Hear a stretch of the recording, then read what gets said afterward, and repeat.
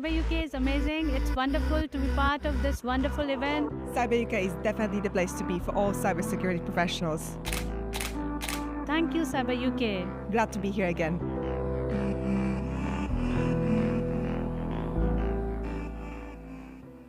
For the closing panel for CyberUK 25, please welcome NCSC's Director of Operations, Paul Chichester CMG, and his guests.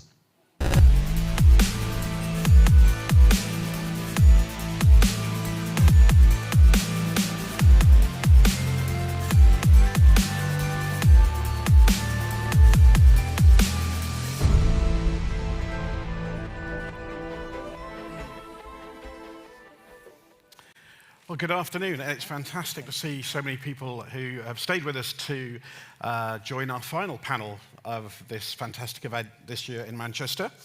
The title of which is Giving Our Adversaries a Bad Day Every Day.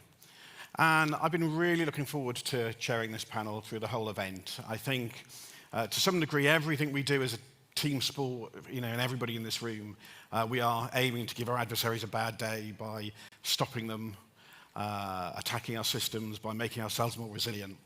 And what we really wanted to do in this session is go a little bit beyond that and say, what other levers do we in industry have to give our adversaries a bad day? I am absolutely honored to be joined by, I can't think of a more expert panel to talk about some of these subjects. So we have Emily Goldman, who's Director of Cyber Strategy and Policy at the White House. We have James Babbage, who is Director General of Threats at the National Crime Agency in the UK. We have Liesl Franz, who's Deputy Assistant Secretary of the US Department of State. Tim Neal-Hopes, who is a Commander of the NCF. And Amy Aaron-Erton, who is Cyber Defense Policy Officer at NATO. So thank you all for joining us this afternoon, and I'm really looking forward to a really interesting conversation. So if I can start off, and Emily, if I can ask you first. Let's unpack the title a bit. What do you think a bad day looks like for our adversaries? Well, thank you, and it's a real pleasure to be here, and thank NCSC for hosting such a terrific event. I think when we talk about a bad day, it's important to frame it broadly to realize that cyberspace rarely sees a one and done. It's rarely a knockout blow. Our adversaries can take hits, they can keep on standing and fighting, and so this type of contest is not going to go away, and we need to be able to outperform and outcompete persistently over time. So, there might be examples of a bad day. Your tools stop working, your bank accounts are locked, your organization has to polygraph everyone because they're not sure if there's a spy in their midst.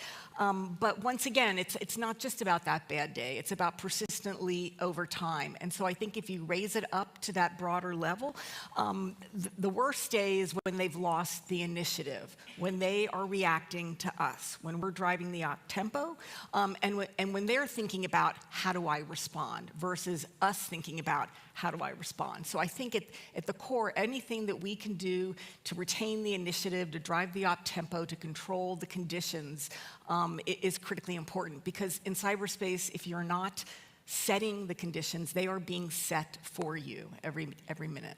No, thank you. And again, I think, James, from your perspective, again, with the sort of criminal environment as well, is it different? Do you have a sort of different view of what that might look like? Well, thanks, Chich, and thank you, everyone. It's lovely to be here and on the stage at CyberUK. I agree very much with Emily on this, as in many things. I think campaigning is a key concept here, and it's all about having a long-term objective and taking actions over time at a time of our choosing, or sometimes at a time that is dictated by other geopolitical events, to seize the initiative and take things forward, and to be synchronized with other actions outside cyberspace. I think it's worth emphasizing that the adversary does not always know when it is a bad day for them. They may not perceive that they are being held back through cyber actions. But I then just want to counterpoint this with a little bit of a story of a really bad day in cyberspace for what was then the world's largest ransomware group, Lockbit. So the 20th of February 2024, as you may be aware, we, the NCA, along with many international partners, covertly infiltrated and compromised Lockbit's entire system.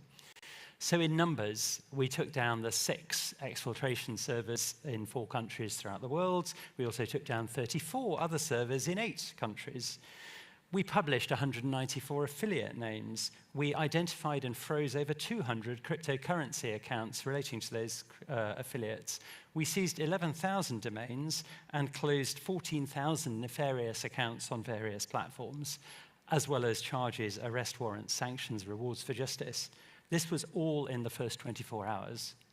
And then the team that did this work brilliantly had the agility when Lockbit was sort of saying, oh, this is just using some control panel vulnerability and a nice little shallow thing to publish the shadow password file from their affiliate login server, just demonstrating that we really did have root access. But the key thing is that was not the strategy. All of that disruption was not the strategy. The strategy was about trust. Ransomware depends on trust within the group, between the operators and the affiliates, and critically between the brand and the victims, because why would you pay? And so what we were able to do is to show that often when people did pay, the data wasn't deleted. We were able to thoroughly dismantle the trust that people had in Lockbit, both within the group and outside. And as a result, plus some other good work by other agencies around the same sort of time, we've seen the Russian-speaking ransomware system fragment. We've seen a sort of stalling of the doubling of ransomware that had been going on in the period between, and I think we've just demonstrated that there's hope in the fight against ransomware. James, thank you. That's great, sort of a real example of sort of some of that pain that we're trying to incur on those actors. But Lisa, if I could sort of turn to you again in a very different context than the sort of global diplomatic world, probably a very different set of dynamics and environment for you to operate in. Yeah, because I think, thanks, Rich. I think because we think of it as a sort of a menu of things that are part of the campaign or part of the things that make it very bad days, perhaps, for our adversaries. And you'll have to just forgive me because I couldn't help myself but to recall a book that I read, or maybe I wasn't old enough, but there is a great book called Alexander and the Terrible, Horrible, No Good, Very Bad Day. So I went to sleep with gum in my mouth, and now there's gum in my hair. And when I got out of bed this morning, I tripped on the skateboard. And by mistake, I dropped my sweater in the sink while the water was running, and I could tell it was going to be a terrible, horrible, no good, very bad day. So maybe if we think about the gum and the skateboard and the sink and the water as, any operations, disruptive operations that we might have, or law enforcement sanctions, or indictments, or they may not know that it's a very bad day when it happens, but they might know it's a very bad day when perhaps we as policymakers call out and try to hold those actors accountable for the things that they did to make it a very bad day. Yeah, thank you. And I'm sure that's an analogy that a lot of us are going to probably use. So I couldn't resist. It was a terrible day. Thank you. Tim, so again, a very different environment that you operate in, different set of tools and capabilities. What do you look for when you're trying to give our adversaries bad days? Well, firstly, checking I haven't got gum in my hair, I think, which I didn't do before coming in, so I'm a little bit anxious. The National Cyber Force has a little bit of a different challenge because sort of the key word in the NCF is the national piece. So adversaries are not homogenous on our sort of piece. There's the criminal element, serious and organised crime. So what's the motivation there? And obviously financial. Then you look at sort of the terrorist activity that we're there to support from a counter-terrorist perspective. And so you've got an ideological belief system that you're trying to counter. So how do you induce a bad day for that group of actors? And then you've got support to the military enterprise. So then you'll get into the territory of hostile states. And so what are those states that would be potentially trying to do us harm, trying to achieve? And of course, they're not just doing that through cyberspace, they're trying to do that through the diplomatic, informational, military, economic lens. And so therefore, how can the National Cyber Force support all of those? So really, I think the first thing I would say is don't assume that the adversary is homogenous and then work out from a campaigning perspective how you can tailor that series of bad events to give them an enduring bad day that's there. I don't always think it's a response through cyberspace. Actually, it's how we gang up on the problem to give those multiple events, the gum in the hair, the skateboard that you're slipping down the steps. A final thing that I would say is, of course, what does a bad day look like to us? And there are two elements that I would suggest. First is us not having that freedom of maneuver in and through cyberspace to achieve what we need to, be that a business, be that a government digitally enabled, be that me providing options to support a military commander, or military platforms that are all digitally enabled as well. That's a bad day when we're not able to support our seniors with the capabilities that we should be offering on behalf of the nation. And then a bad day from me as Commander National Cyber Force would be the frustration of not being able to act, not having the authorities, the permissions in place to be able to challenge the adversary and do what we know we need to do on behalf of the nation. And that's both from what are the policy permissions that we need to do so, but also the technical capabilities we need to take the challenge there. So hopefully that's a sort of an insight into what a bad day looks like for them, and hopefully not for us. Thank you. And Amy, sort of from a NATO perspective, given the kind of consensus basis that NATO operates on, and I suppose ultimately maybe sort of trying to get an alliance to all agree on what some of those things are, from a policy point of view, how have you looked at some of these challenges? Really good question. Thank you for having me, and thank you all for being here. For what allies have agreed is that actually we need to create friction for the adversaries, whichever kind they are, whether that's by making it so expensive, so time-consuming, just so annoying to actually get there in the first place. So maybe you're dissuading some of those cyber criminals, for example, or some others from coming in. Or maybe it's calling them out. Maybe it's removing the infrastructure they can use. And there's a broad range of tools that countries have, but also that NATO has when it comes to political consequences, actually isolating actors, actually making it, again, so difficult, maybe so embarrassing for them to do it. So holding malicious actors accountable in a nutshell.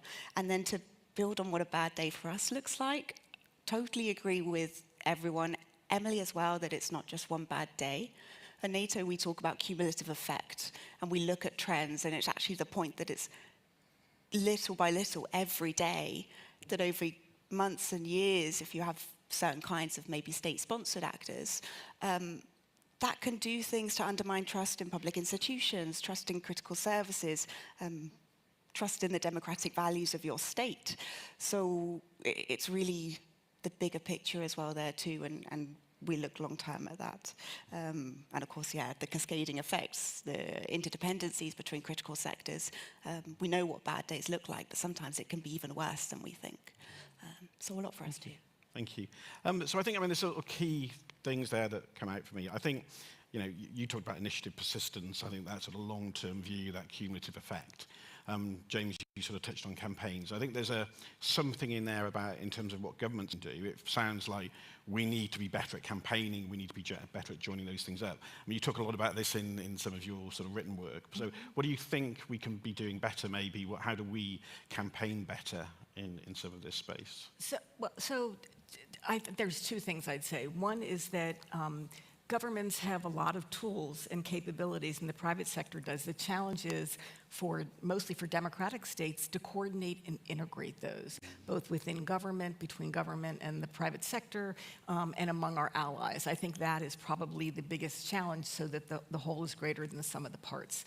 And I think the second is really a mindset. It's a campaigning mindset. It's this idea that it's not going to end, okay, but it certainly can get a lot better, and that our adversaries have been operating this way against us for decades, right? And so, we are just gathering those insights. We're learning. We learned a lot, I think, from Russia, Ukraine in terms of timing and tempo.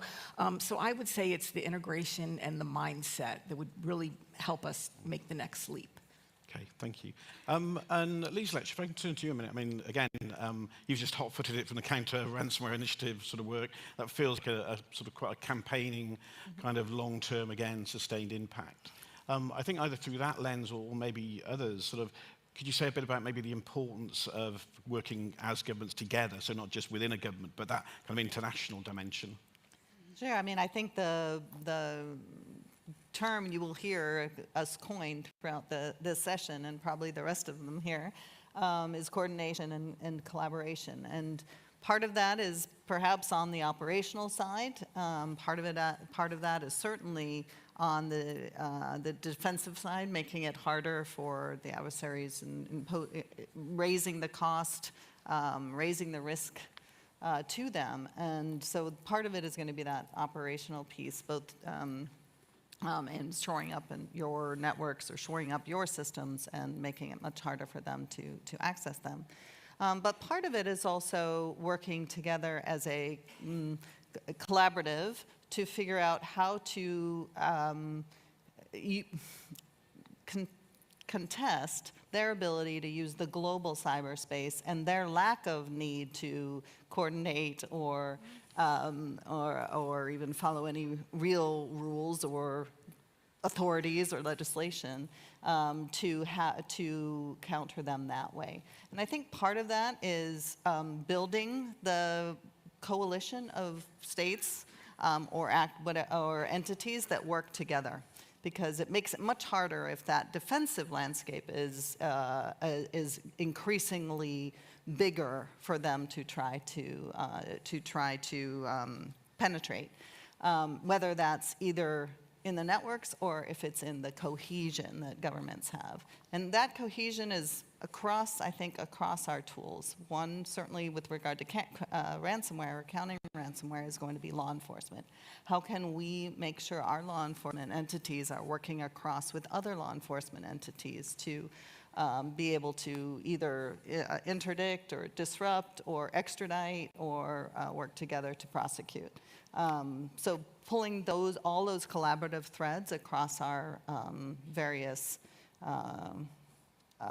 systems is going to be a key part of that. And you mentioned the Counter Ransomware Initiative, and that is certainly a goal of that group. We have other like-minded efforts to work together to hold states accountable by attributing activity. This is in the realm of states, for example, to hold states accountable when they either contravene the framework of responsible state behavior that we have that has voluntary non-binding norms of responsible state behavior that sort of set the normative framework.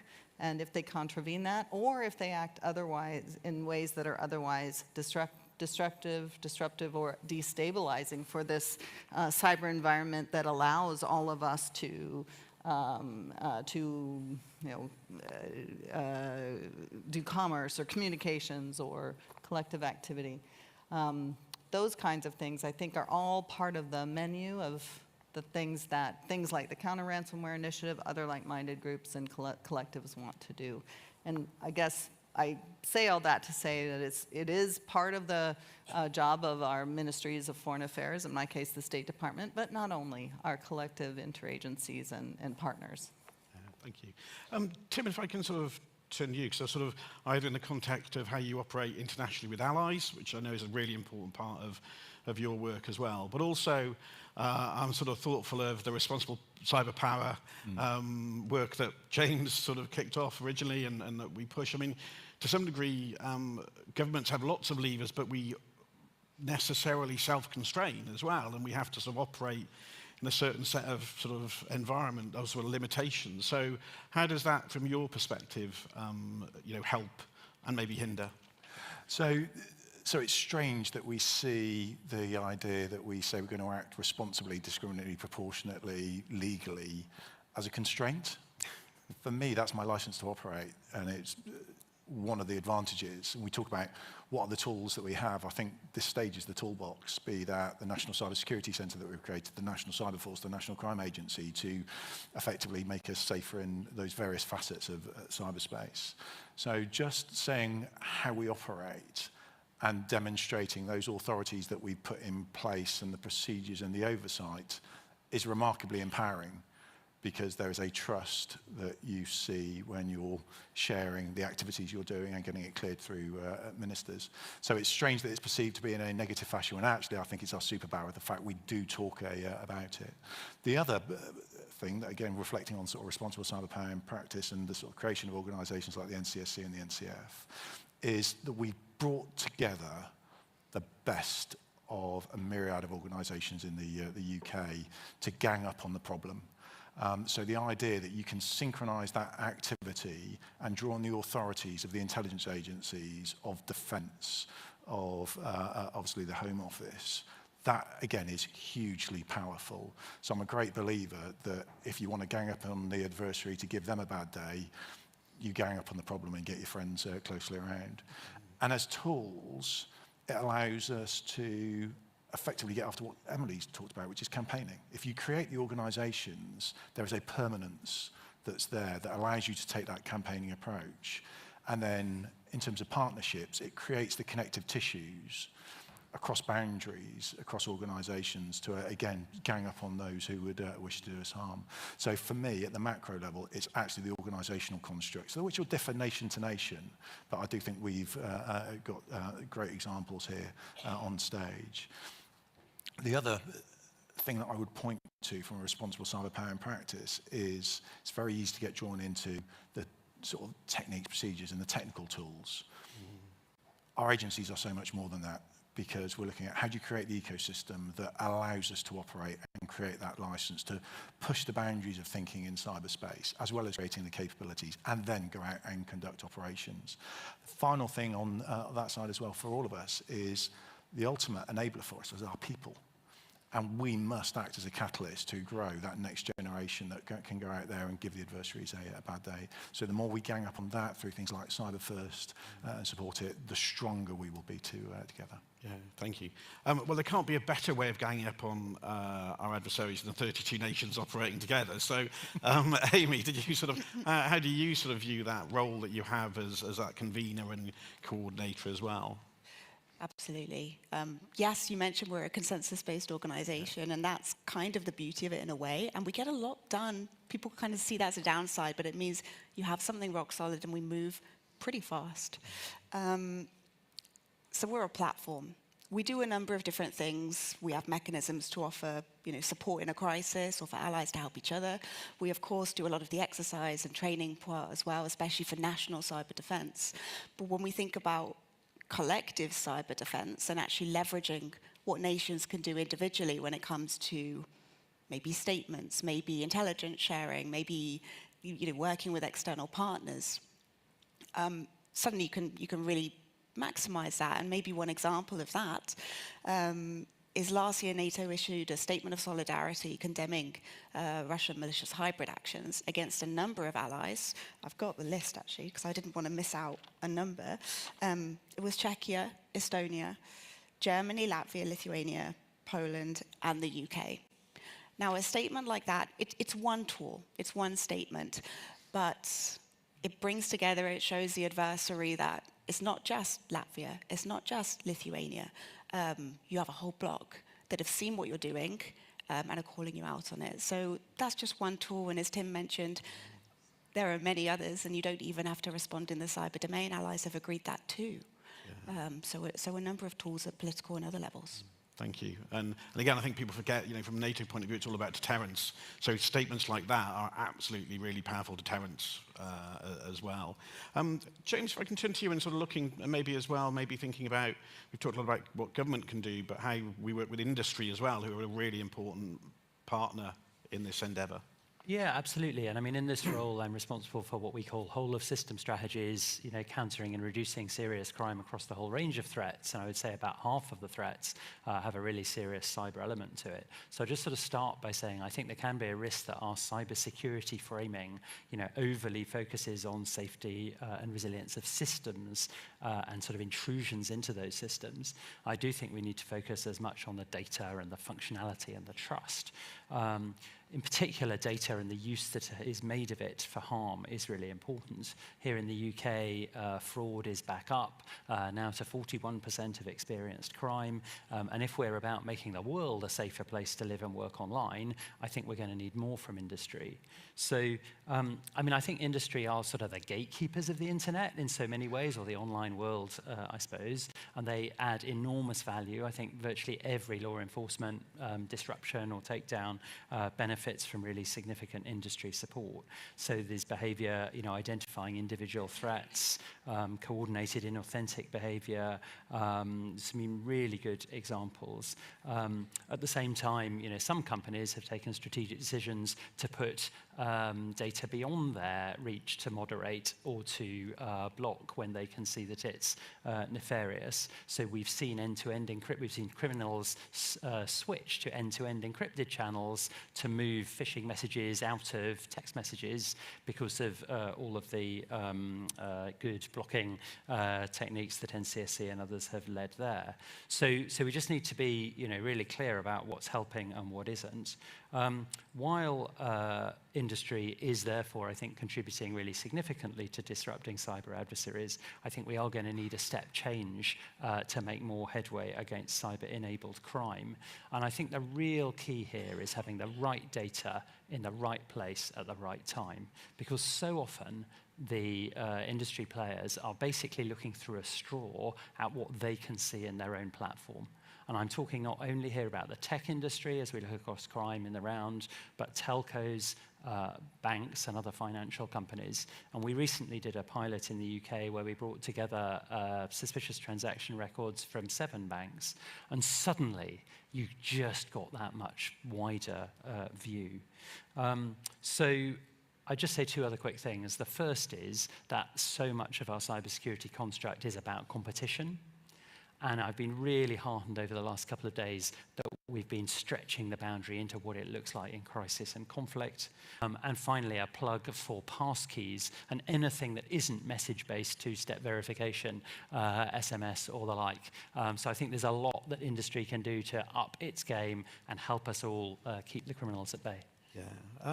Emily, if I can sort of turn to you and think again, from that campaigning point of view, again, if you've seen it, you've looked at a lot of sort of how countries have gone about incurring cost.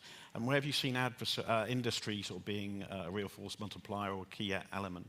So, I mean, I think James gave a great answer to that. I think to add, what I would say is that what we're and keying off the UK responsible cyber power, I think what we've seen is that companies, industry, private sector has cyber power.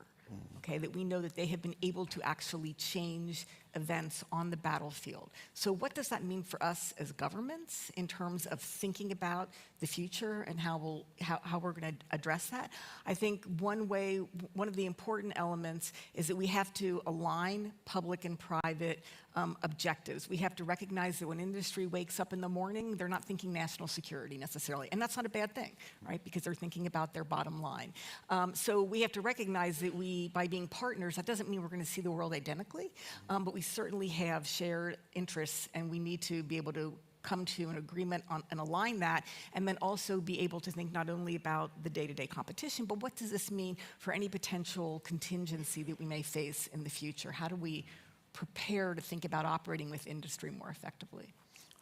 Thank you. And I think sort of pulling some of the threads out of that, I think the sort of key points are, I think, sort of partnerships, both with industry but international, the importance of sort of working in that way and weaving those, I think, building on what you're saying into our campaigns.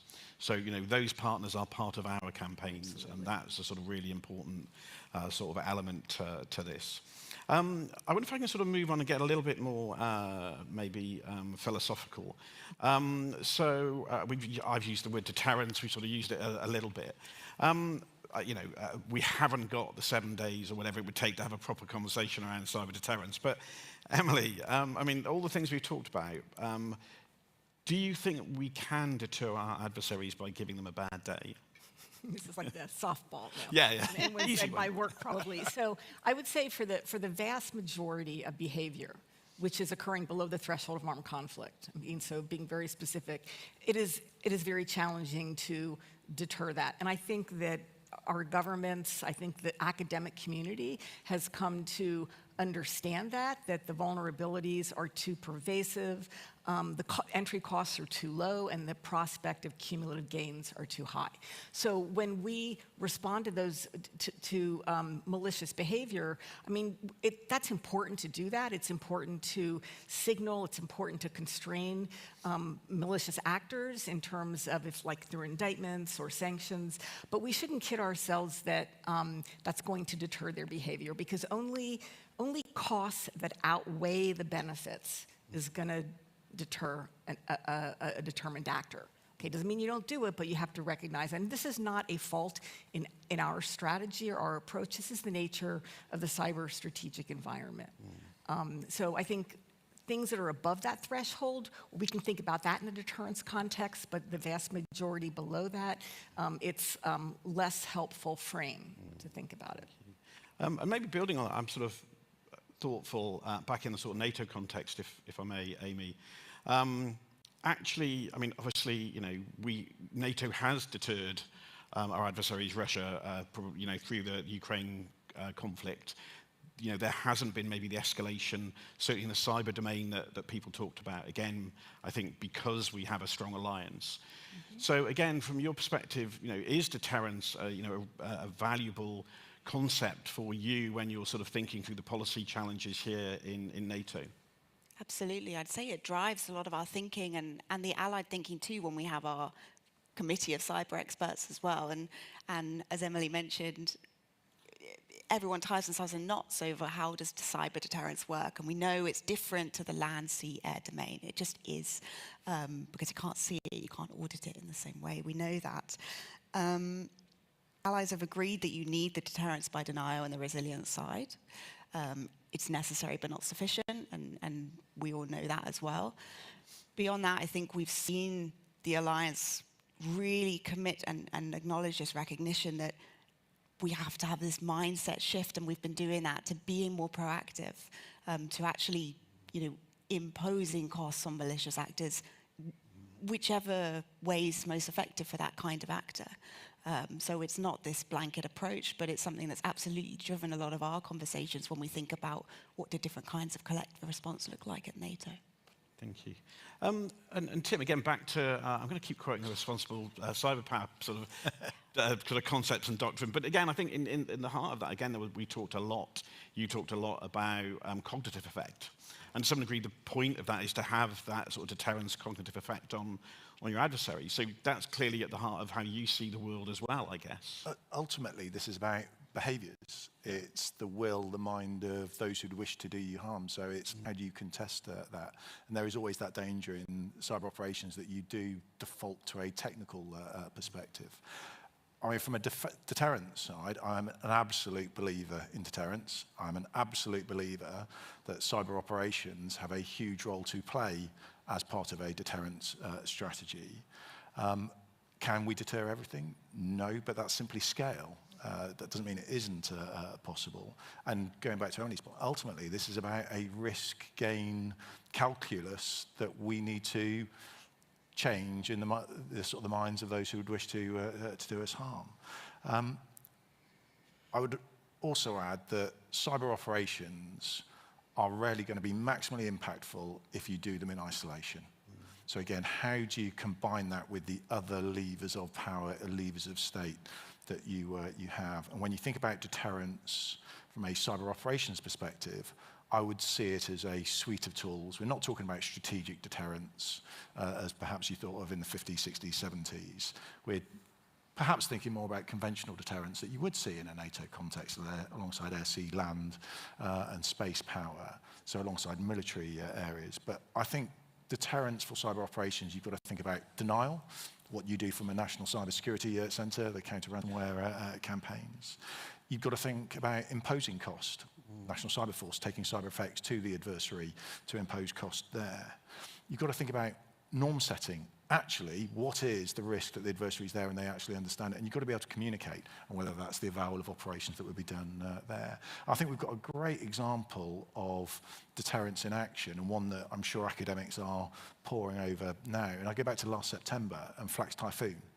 So you've got an example there of the FBI conducting technical disruption, a denial deterrence strategy, clear messaging in terms of the fact they conducted it, and Director FBI stood up there and talked about it. There's norm setting and demonstrating a will to act. You've got the interesting reflection of the contest in cyberspace ceased when perhaps the FBI splash page was hit. So is there a deterrence in state on state and realizing the adversary that you're going up against? So I think there is deterrence, and cyber operations has a huge to play, but I think it's a far more complicated picture, and we've got to be quite elegant in how you blend those elements to be genuinely deterring.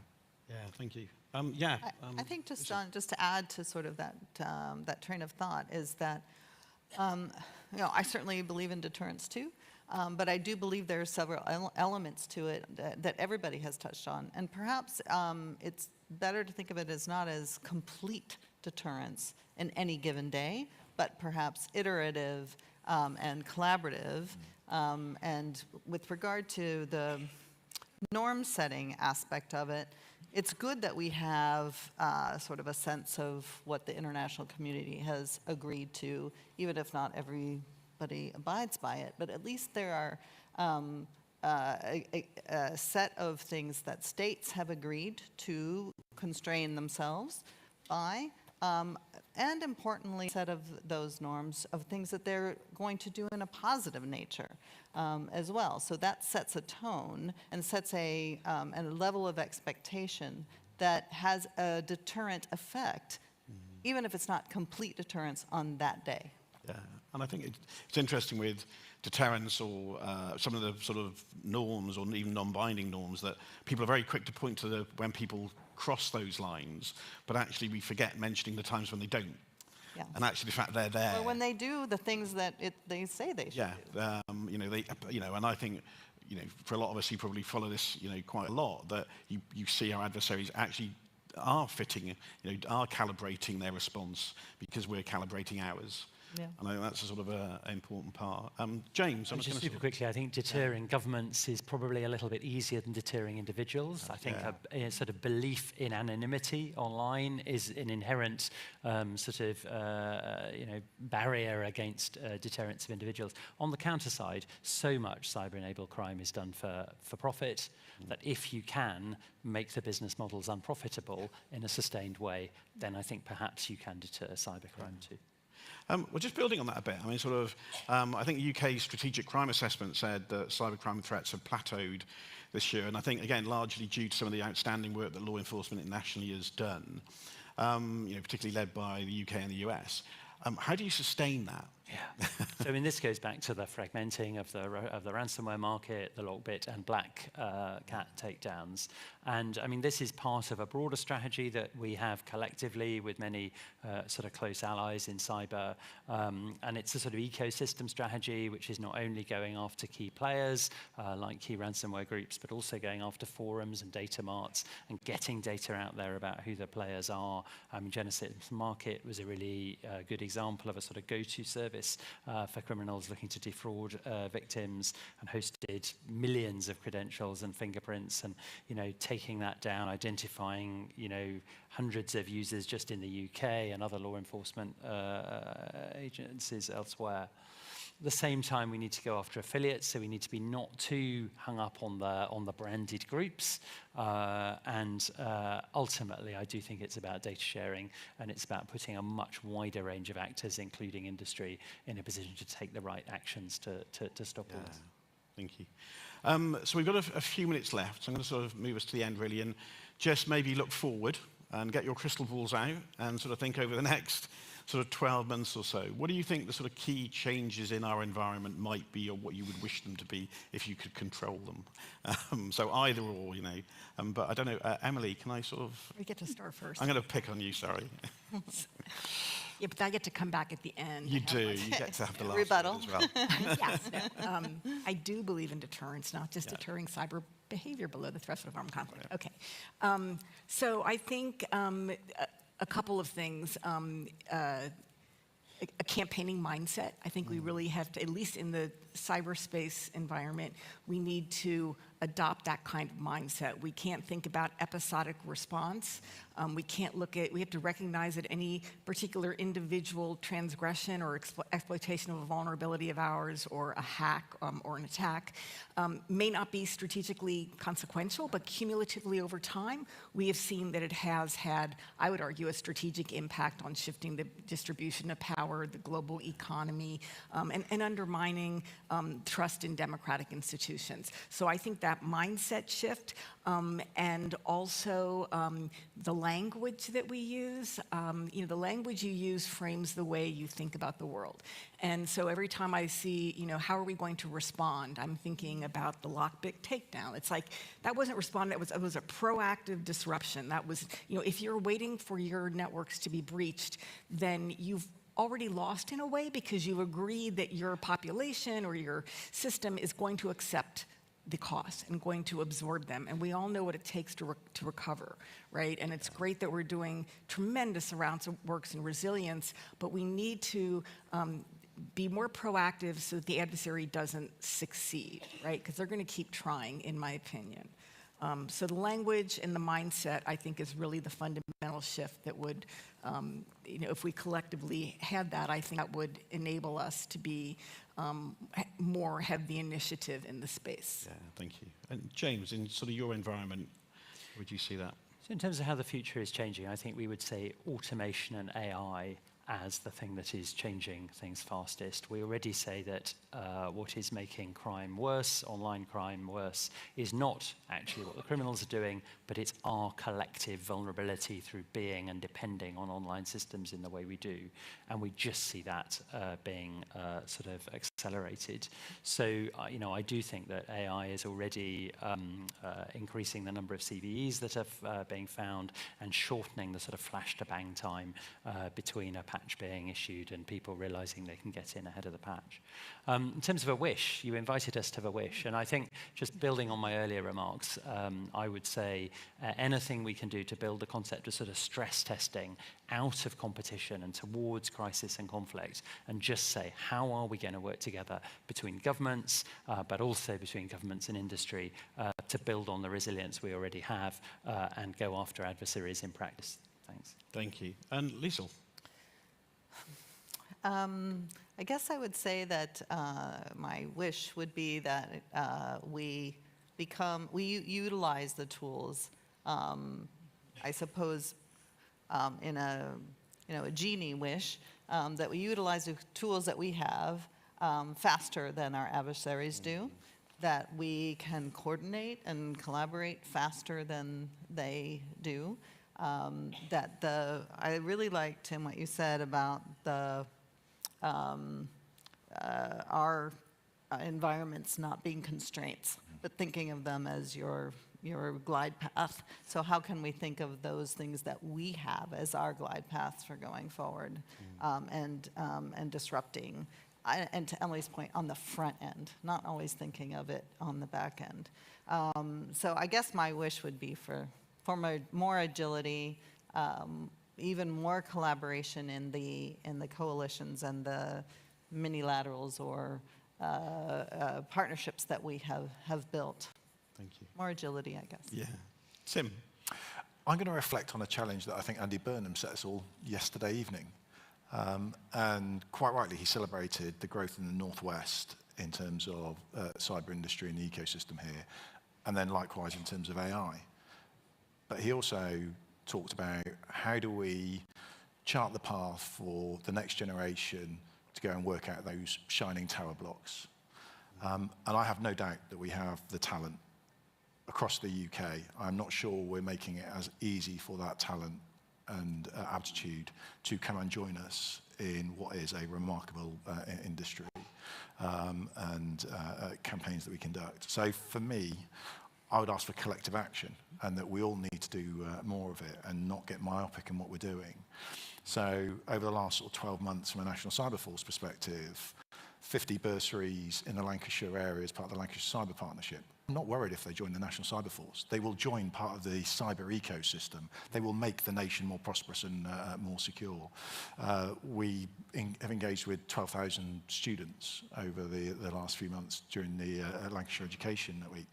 hopefully, if just one or two see a path to join us in this great world, that's a success. And making it easier for the next generation to join us, so announcing direct entry into the cyber operational units from a military perspective, I think that will be absolutely huge. Let's get that talent to the front line as quickly as we possibly can, because there's one guarantee: cyberspace of 3, 4, 5 years will be fundamentally different to the cyberspace of today. So the enduring success is the talent of our individuals to move in those fast-flowing waters. So it's all about the people and the skills. Thank you. And Amy, I think, obviously, I mean, you know, part of your remit is working in the futures sort of part of the sort of NATO policy world. So again, you know, where do you see some of these challenges coming from? First of all, 100% yes, everything that's been said. From the NATO or international defence context, and as a defensive organisation, we don't do cyber operations. I think my wish is actually the same as James in information sharing and situational awareness. Getting NATO as a platform, making sure that we all understand the threats, the dependencies. Yeah, that. Fantastic. Thank you. Okay, thanks very much. I'm going to pull some very quick things out because we can see there's a minus number on the screen. So I know that we're going to get taken off. But I think, you know, some key points there. Thank you to all of you for a fascinating conversation. Tim won the bet that we didn't get through all the questions and we could have talked for a lot longer, so we'll negotiate what I owe you. Some key things from that. Campaigning. You know, really, I think that long, you know, that campaigning, seeing this as a campaign. I think really liked the sort of initiative persistence. But, you know, we win when we have the initiative. So how do we, you know, make it that we've got it more than our adversary? And I think seeing it through that lens. Partnerships, you know, that came up really strongly, both internationally, but within our countries, but also with industry. That's really important. I think recognizing the challenges that are coming. But also on some of those things. Again, Tim, your positivity always sort of is great on that sort of the future talent, and you're absolutely right, and that's an incredibly important part of that. I think the final bit, whether this ends on a high or low, but I think there's something we've chatted about here, but also separately about not just focusing on competition, but seeing competition as a pathway, hopefully not, but maybe, and therefore we need to prepare competition as a pathway to crisis and conflict. And so seeing what we do in the competition space as something that is important in those two and not seeing it as separate. And that's something that we all, I think, probably realise in the world that we now live in. Thank you again. Thank you very much for staying with us. And I hope you've enjoyed the conference. Thank you very much.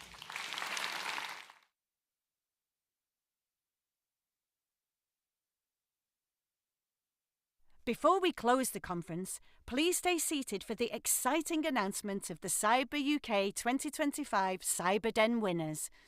To announce them, please welcome the NCSC's CTO, Ollie Whitehouse.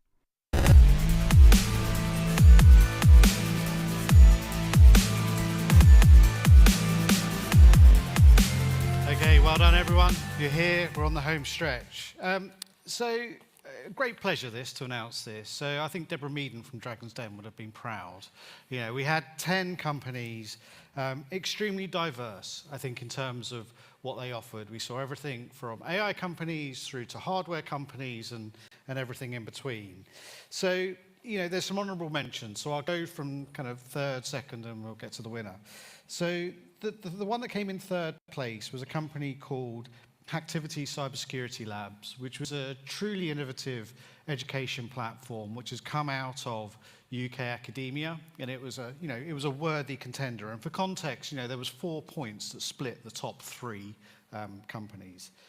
The company that came in second was SciSemi. So this is a company that has taken Cherry, which is a product of Cambridge University, and productized it into microcontrollers to provide memory safety. So a challenge that we've had since kind of the beginning of the modern computer architecture, which they're at a point of tape out. But it's with great pleasure that I get to announce that the winner of Cyberden 2025 is a company which is going to solve the future, which is MindGuard.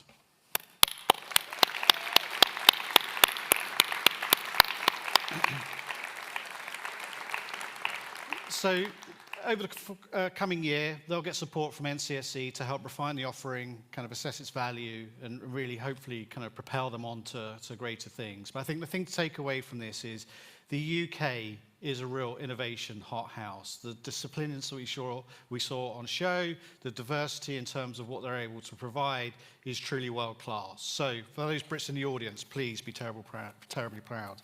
And now it's my pleasure to invite on stage NCC's Chief Executive, Richard Horne, to give us our closing comments. Thank you very much.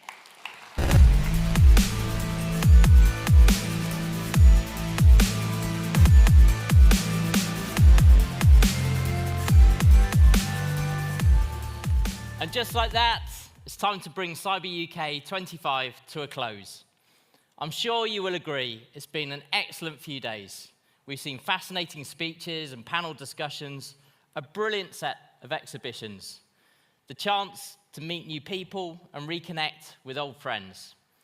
This amazing event has grown every year. We've had more demand than ever, and CyberUK 2025 has seen way more than 3,000 people come through the doors, with a record number of sponsors and exhibitors taking part. On behalf of us all, I would like to thank all the people that have made this event a success. So thank you to all our sponsors, especially our lead sponsors, Akamai and Google Cloud. Thank you to our exhibitors, our speakers, our panelists. We've heard from international speakers from right across the world, so thank you in particular to them for making the journey to join us. CyberUK isn't possible without a dedicated team that live and breathe the event all year round. Thank you to our amazing event support company, Bray Leno Events. Thank you to the team at the NCSC that have worked on this conference, in particular, the events team. And I want to especially to thank Della, who opens each morning, for whom this is the 9th CyberUK, and sadly her last, as she will be retiring this year. And most importantly, thank you to all of you for coming to CyberUK 25. So when we leave today, what are we going to do differently? I mentioned yesterday, and it's being reinforced by the panel just now, that cybersecurity is a contest, and it's not something that you or I or anyone else can totally control. What we must do is focus on controlling the things we can and preparing for the things we can't. Transformation is not just a buzzword for our conference theme. It's a call to action for us all. In our opening discussion, we talked about the heroic human efforts which keep organizations going when attacks happen. But resilience isn't a passive word. It's a proactive choice. So a stark reminder to us all, if we want to transform our resilience, we need to take action now. All of us here today are part of the national effort in the contest to make the UK the safest place to live and work online. So finally, I'm excited to announce that CyberUK 26 will be in Glasgow. And we can't wait to see you there. Thank you, and safe travels. Thank you.